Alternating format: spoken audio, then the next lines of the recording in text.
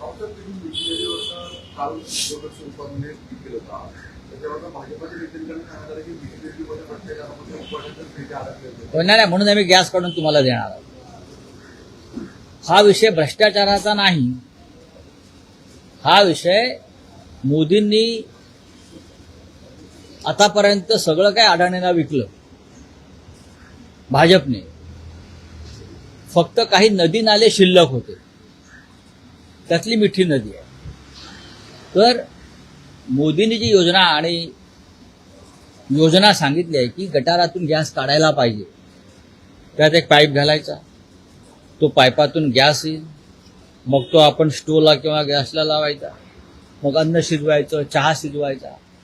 ही मोदींची जी योजना आहे ती मिठी नदीच्या माध्यमातून मोठ्या प्रमाणामध्ये साकार होऊ शकते. जिथे जिथे गटार आहेत त्या गटारांची किंमत आता वाढली आहे.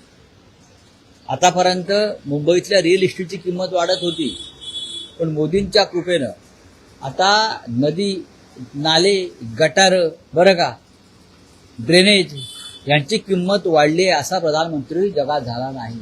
गटारांनाही किंमत आली आहे. भारतीय जनता पक्ष आता गटारांना राष्ट्रीय संपत्ती घोषित करा अशी सांगण्याची स्थिती मला दिसते. की सगळी गटारं जी आहेत ती राष्ट्रीय संपत्ती हे आम्ही सांगतो का? तुम्ही मोदींना प्रश्न विचारा ना.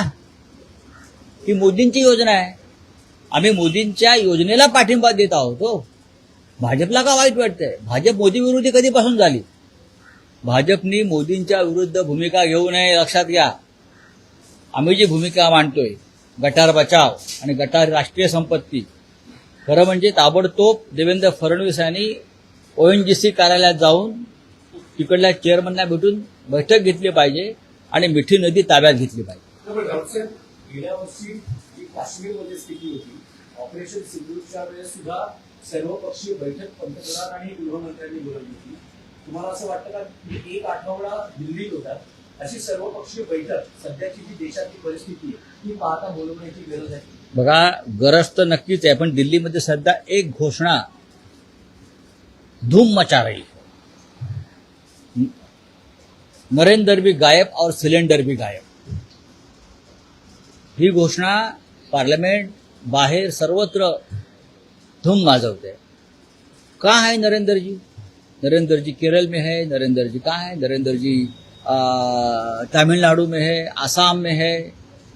नरेंद्र जी पार्लमेंटमध्ये नाही आणि सिलेंडर लोकांच्या घरात नाही. त्याच्यामुळे बैठक घेणार कोण? बैठक घ्यायला प्रधानमंत्री पाहिजेत ना, ते नाही आहेत.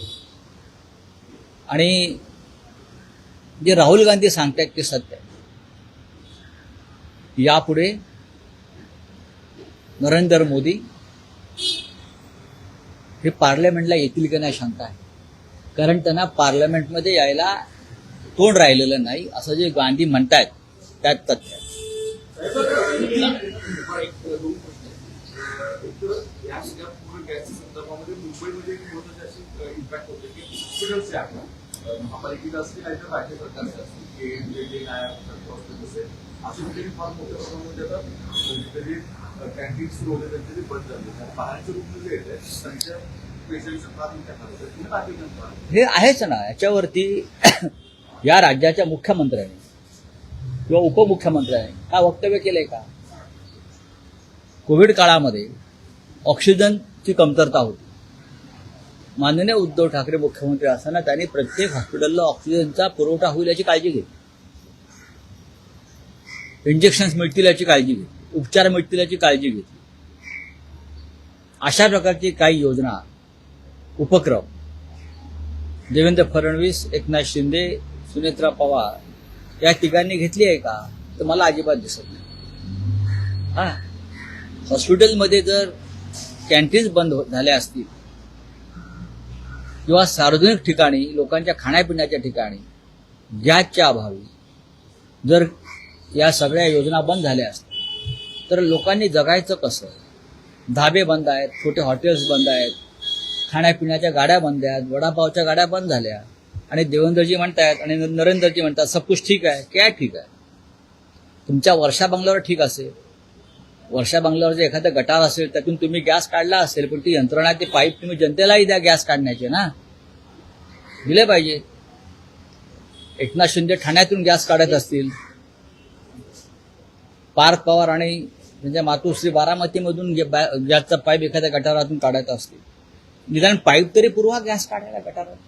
महाराष्ट्रातील ताज्या बातम्यांसाठी बघत रहा टाइम्स टुडे टीव्ही. सोबतच शेअर करा, सबस्क्राईब करा आणि बेल आयकॉन प्रेस करा.